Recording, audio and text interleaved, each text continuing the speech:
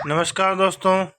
आज हम भारतीय सभ्यता, संस्कृति एवं समाज के बारे में अध्ययन करेंगे, जिसमें आज का हमारा टॉपिक रहेगा जैन धर्म और बौद्ध धर्म। तो जैन धर्म और बौद्ध धर्म से संबंधित जितने भी महत्वपूर्ण प्रश्न हैं उनके बारे में हम अध्ययन करेंगे। अगर आप इस चैनल पर नए हैं तो इस चैनल को सब्सक्राइब जरूर करें, इस वीडियो को लाइक करें, कमेंट करके बताएं आपको वीडियो कैसा लगा है और इसको अपने ज़रूरतमंद दोस्तों के साथ ज़्यादा से ज़्यादा संख्या में इसको शेयर करें, ताकि इस वीडियो का लाभ सभी लोगों को मिल सके। तो आज का अपना टॉपिक शुरुआत करते हैं। अपना फर्स्ट क्वेश्चन है, जैन धर्म से संबंधित है। जैन तीर्थंकर श्री महावीर जी का जन्म कहाँ हुआ था? यह हमें बताना है। जैन तीर्थंकर श्री महावीर जी का जन्म कहाँ हुआ था? तो ध्यान रखना, इसका आंसर होगा वैशाली। वैशाली नामक स्थान पर महावीर जी का जन्म हुआ था। तो ध्यान रखना, इससे संबंधित और भी कई क्वेश्चन है, जैसे महावीर जी का जन्म तिथि पूछी जाती है। तो ध्यान रखना, 599 ईस्वी में महावीर जी का जन्म हुआ था। 599 ईसा पूर्व के लगभग वैशाली के निकट एक गांव है जिसका नाम है कुंडग्राम, उसमें हुआ था। महावीर स्वामी के बचपन का नाम था वर्धमान। ये भी बात ध्यान रखनी है, इनके बचपन का नाम क्या था? वर्धमान। इनको बचपन में वर्धमान कहते थे। इनके पिता का नाम सिद्धार्थ, जो कि ज्ञात्रक क्षत्रिय के संघ के प्रधान थे और जो वज्जी संघ का एक प्रमुख सदस्य था। उनकी माता का नाम त्रिशला था। ये याद रखना है, इनकी माता का नाम कई बार पूछा जाता है। तो इनकी माता का नाम था त्रिशला। त्रिशला अथवा विदेह दत्ता भी कहते हैं, और वैशाली के लिच्छवी कुल के प्रमुख चेटक की बहन थी। और भगवान महावीर की मृत्यु पावापुरी में हुई थी। ये भी ध्यान रखना है, भगवान महावीर की मृत्यु कहाँ हुई थी? जन्म तो आपको पता है वैशाली के कुंडग्राम में हुआ था। अगर मृत्यु पूछा जाए तो ध्यान रखना, इनकी मृत्यु पावापुरी के अंदर हुई थी। तो ये थे महावीर जी से संबंधित कुछ फैक्ट। नेक्स्ट क्वेश्चन है, वर्धमान महावीर और किस नाम से जाने जाते हैं? वर्धमान महावीर और किस नाम से जाने जाते हैं? तो ध्यान रखना, इनको जैना के नाम से भी जाना जाता है। तो वर्धमान महावीर को जैना नाम से भी जाना जाता है। और जैना का मूल अर्थ क्या होता है? विजेता। जैना का मूल अर्थ क्या होता है? इसका मतलब होता है विजेता, यानी जो जीत चुका है उसको विजेता बोला जाता है। प्रेम और घृणा, सुख और दुख, आसक्ति और विरक्ति जैसे मोह भावों पर विजय प्राप्त करने वाले और ज्ञान, अवलोकन, सत्य और क्षमता को निस्तेज करने वाले कर्मों से आत्मा को मुक्त करने हेतु उन्हें जैना कहा जाता है। और जैना शब्द से ही जैन की उत्पत्ति हुई है। ध्यान रखना, जैना से ही जैन शब्द की उत्पत्ति मानी जाती है। तो ये याद रखना है, वर्धमान महावीर को जैना के नाम से भी जाना जाता है।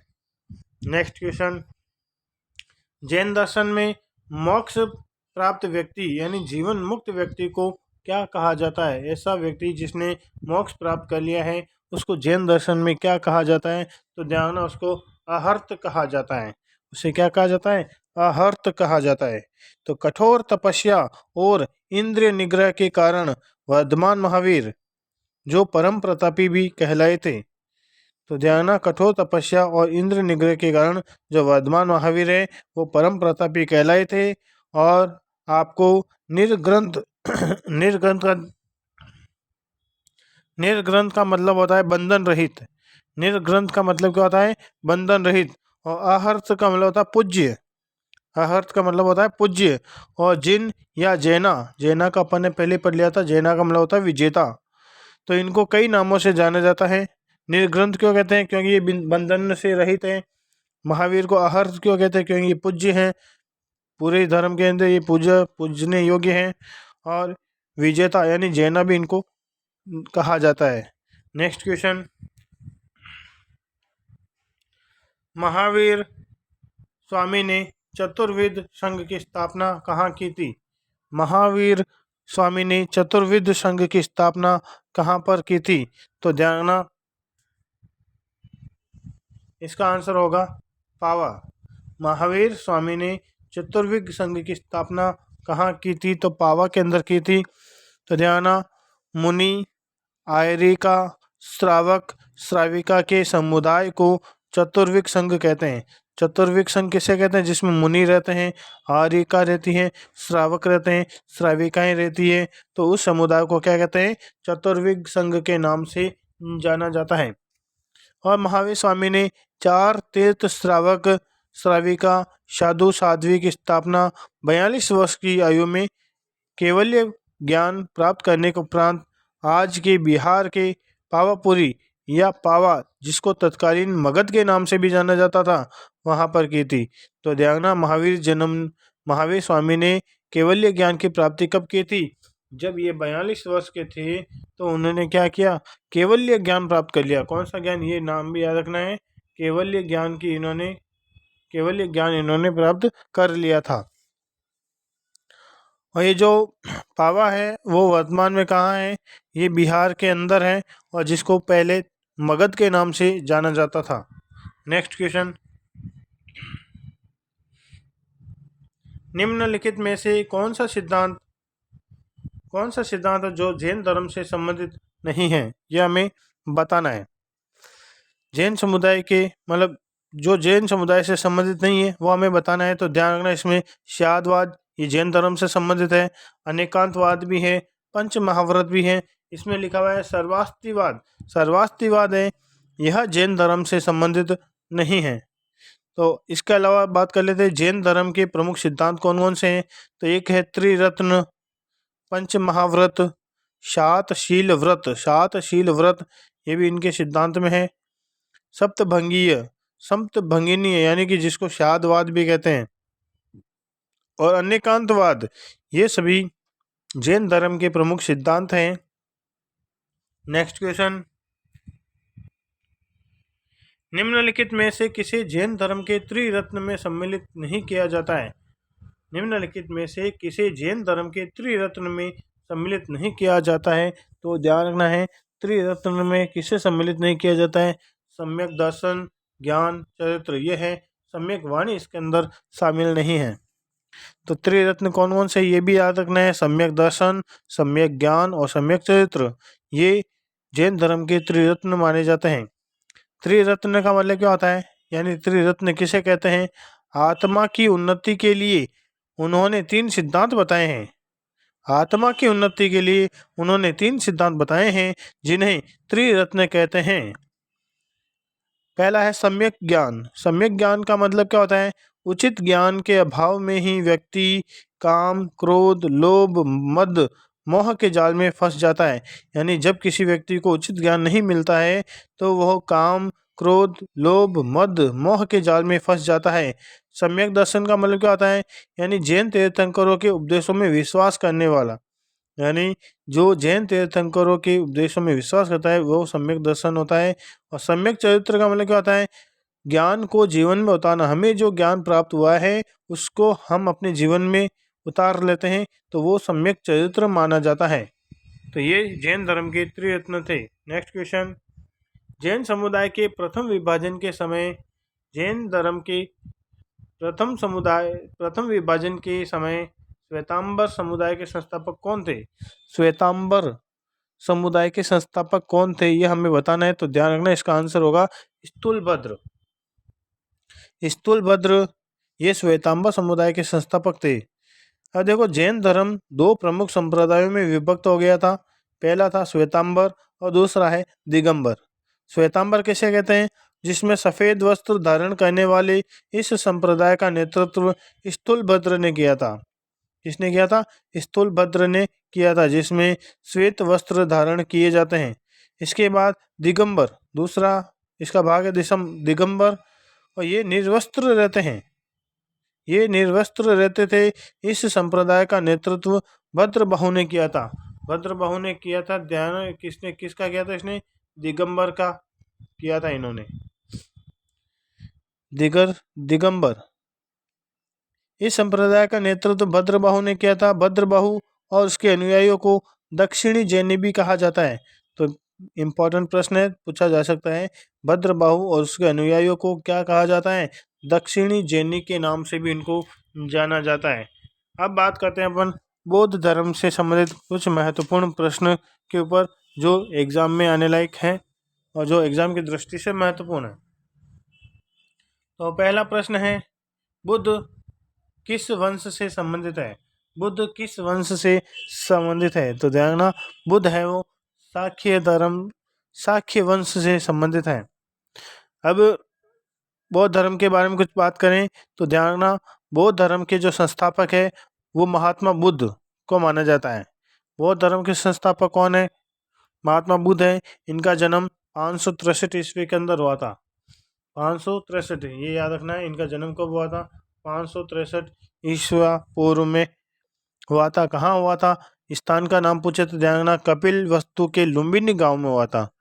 बुद्ध का जन्म कहाँ हुआ था? कपिल वस्तु के लुम्बिनी गांव में हुआ था। उनके पिता शाक्य कुल के राजा थे। शाक्य कुल के राजा शुद्धोधन थे। इनके पिता का नाम क्या था? शुद्धोधन। जो किस वंश के राजा थे? शाक्य कुल के राजा थे। इनके बचपन का नाम सिद्धार्थ था। बुद्ध के बचपन का नाम सिद्धार्थ था और इन्होंने बौद्ध धर्म की स्थापना की थी। इन्हें एशिया का ज्योतिपुंज भी कहा जाता है। मोस्ट इंपॉर्टेंट फैक्ट है, याद रखने वाली चीज है। बुद्ध को किस नाम से जाना जाता है? एशिया का ज्योतिपुंज कहा जाता है। बुद्ध की गृह त्याग की घटना को बौद्ध धर्म में महाविनिष्क्रमण कहा गया है। महाविनिष्क्रमण क्या होता है? जब बुद्ध ने गृह त्याग कर दिया था तो इस घटना को बौद्ध धर्म में महाविनिष्क्रमण कहा गया है। बुद्ध को ज्ञान या प्रबोध बोध गया में प्राप्त हुआ था। यानी बुद्ध को ज्ञान कहाँ प्राप्त हुआ था? बोध गया के अंदर इनको ज्ञान प्राप्त हुआ था। ज्ञान प्राप्ति के पश्चात भगवान बुद्ध ने अपना प्रथम उपदेश सारनाथ के अंदर दिया था। मोस्ट इंपॉर्टेंट है ये भी। ज्ञान प्राप्ति के बाद भगवान बुद्ध ने अपना प्रथम उपदेश कहाँ दिया था? सारनाथ के अंदर अपना उन्होंने उपदेश दिया था, जिसे धर्म चक्र प्रवर्तन का नाम दिया जाता है। 483 ईस्वा पूर्व में 80 वर्ष की अवस्था में महात्मा बुद्ध ने कुशीनगर में अपना शरीर त्याग दिया था। यानी कि 483 ईस्वा पूर्व में जब वो 80 साल के थे तो उन्होंने अपना प्राण त्याग दिए थे कुशीनगर के अंदर। बौद्ध ग्रंथों में इस घटना को महापरिनिर्वाण के नाम से जाना जाता है। तो ये बौद्ध धर्म से संबंधित कुछ इंपॉर्टेंट फैक्ट थे जो एग्जाम में पूछे जाते हैं। नेक्स्ट क्वेश्चन,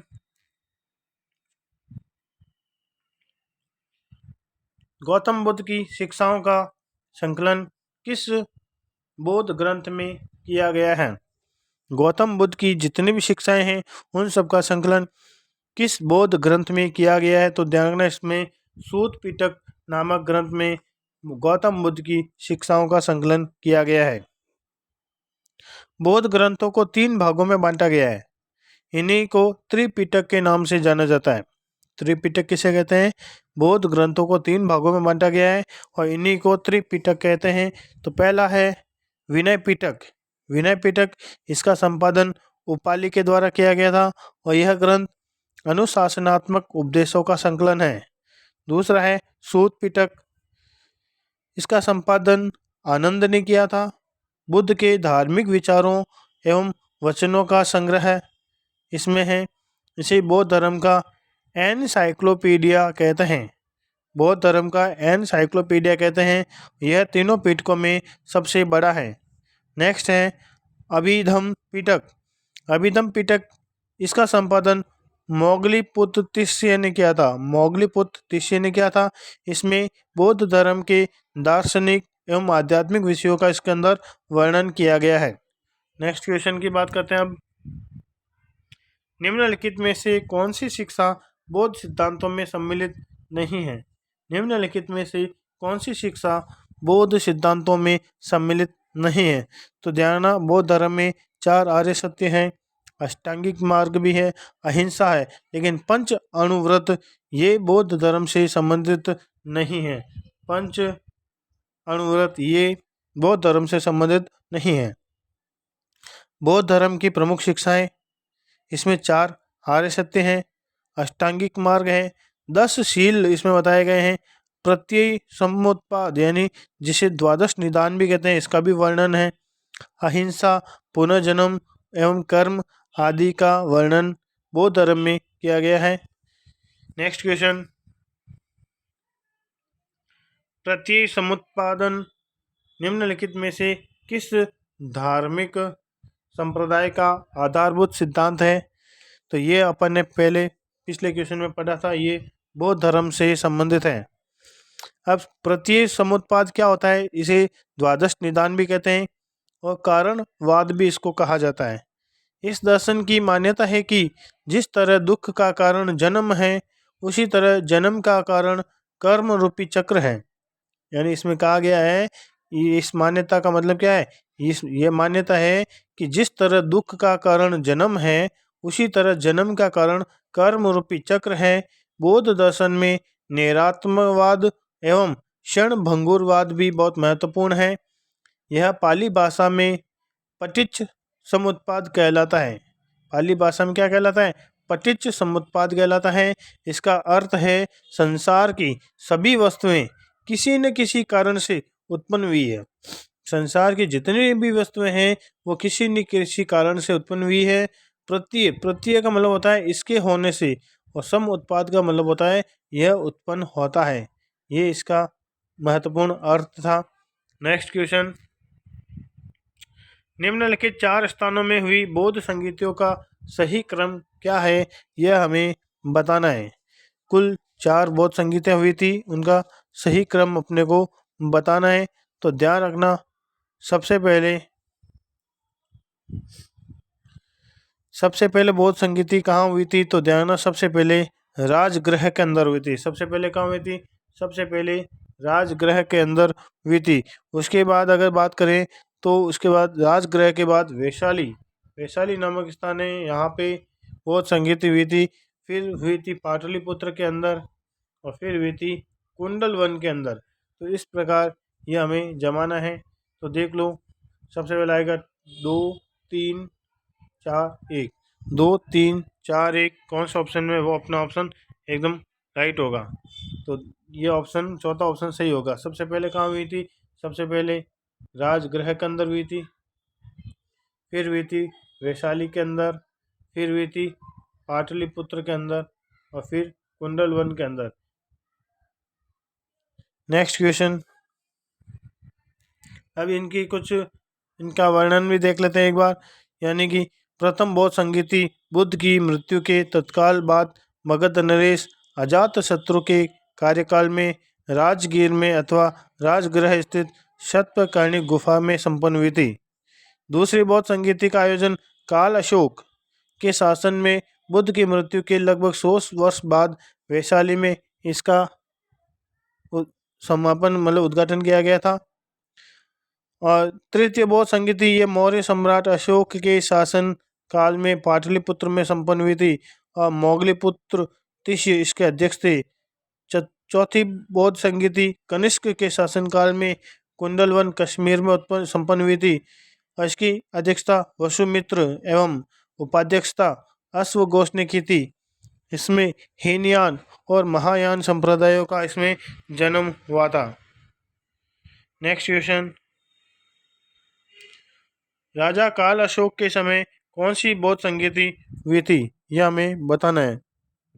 राजा काल अशोक के समय कौन सी बौद्ध संगीति संपन्न हुई थी, तो ध्यान रखना दूसरी बौद्ध समिति राजा काल अशोक के समय हुई थी। नेक्स्ट क्वेश्चन, किस बौद्ध संगीति के उपरांत महायान संप्रदाय का उत्कर्ष हुआ था, महासंप्रदाय का उत्कर्ष हुआ था, तो कौन सी बौद्ध संगीति में हुआ था, तो ध्यान रखना हीनयान और महायान का संप्रदाय का जन्म चौथी बौद्ध संगीति के अंदर हुआ था। इस प्रकार अपना ये प्रश्नोत्तरी संपन्न होती है। वीडियो देखने के लिए आपका बहुत बहुत धन्यवाद। अगर आपने इस चैनल को अभी तक सब्सक्राइब नहीं किया है तो जल्द से जल्द इस चैनल को सब्सक्राइब करें, इस वीडियो को लाइक करें, वीडियो के ऊपर कमेंट करके बताएं कि वीडियो आपको कैसा लगा, और अपने दोस्तों और रिश्तेदारों के साथ इस वीडियो को ज़्यादा से ज़्यादा शेयर करें ताकि उनको भी इस वीडियो का फ़ायदा मिल सके। Thank you very much. जय हिंद, जय भारत।